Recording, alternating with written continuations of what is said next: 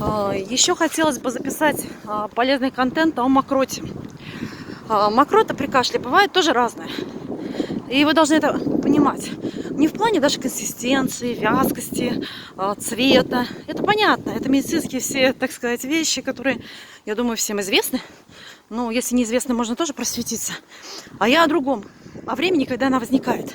То есть, если мокрота в результате перенесенного заболевания возникает по утрам, либо при физической нагрузке, то есть после физической нагрузки, да, когда человек пропотел, вот, то это говорит о том, что застоявшиеся именно вот эти слизистые элементы, они выходят. Что надо сделать при этом, если нет температуры? Естественно, прогреть организм. Прогреть. Вот. И после того, как прогреть, ни в коем случае не остужать.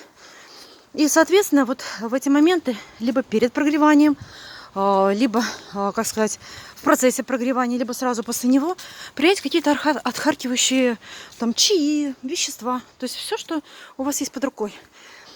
И хорошо прокашляться. То есть ни в коем случае не переходить в горизонтальное положение. То есть перед сном этого не делать.